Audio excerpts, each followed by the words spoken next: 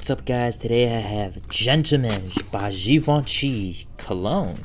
Now this one is the freshest version of the Gentleman line by Givenchy. Now this fragrance is a very light fragrance. Very light, sits very close to the scent. This one is what I will wear if I'm in very close encounters.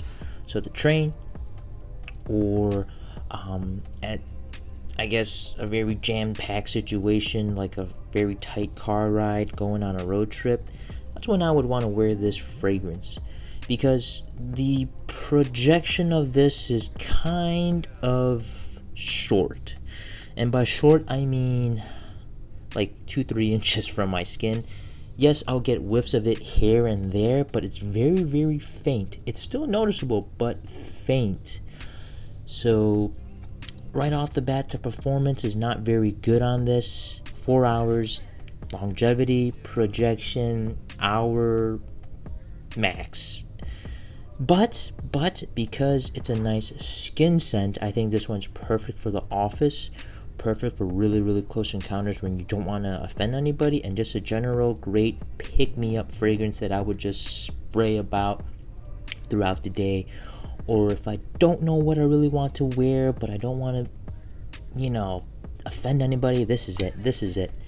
Right? You're going to get the citrus, you're going to get the aromatics, you're going to get the woods, and you're going to get that nice iris note. Now, the iris in here is very uplifting, smooth, and is kind of the star of this fragrance. Fantastic atomizer. Now, right off in the opening, it's going to smell a bit harsh. You're going to get a heavy dose of bergamot, lemon, and petitgrain, and that gives off a very dry and greenish vibe. So when this scent first opens up, it's not that enjoyable. It just smells very dry and kind of harsh. But give it 30 minutes, and the iris will start to work its way up, and it starts mixing in with the bergamot, and oh boy, that is such a clean scent. Yeah, it's very clean, not offensive, masculine because of the musk and the ambroxan, but very, I guess, rounded out.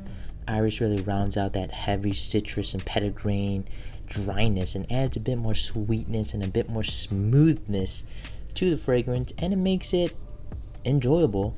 And I think this would be perfect for spring because of the green vibe and the iris. It really reminds me of spring when the sun's coming out, green leaves, a bit chilly, a bit warm. This one would do perfect. Now, the only downside is the longevity. Longevity is kind of garbage, but you could get this for $40 to $60, and it's kind of a decent price, but performance-wise, it's kind of lacking. But it would be great to have in your collection as a rotation. So you would wear John Varvatos one day, and then you wear this the second day. When I compare this to John Varvatos Artisan Pure, this has that petitgrain citrusy vibe that John Varvatos Artisan Pure has, but minus the sweetness of the oranges and the neroli. This one's a bit more dry to start off, and it gets really smoothed out and sweet with the iris. So only downside of this fragrance is the performance. Again, 1 hour max projection, I would say. It sits very close to the skin. Unless you're moving around, I want to say people might not get a whiff of you. But it's very clean, very inoffensive. So again, close encounters, office.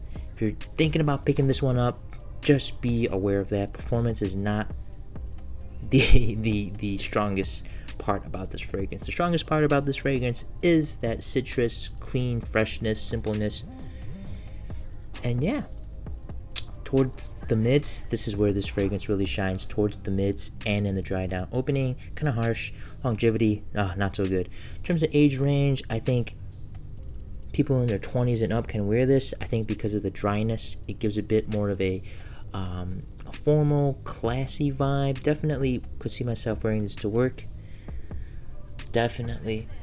And just casually, I wouldn't recommend this all the time, but I could see myself wearing this casually, just going to get groceries, just something to put on that's not offensive. That's it about, guys. Peace.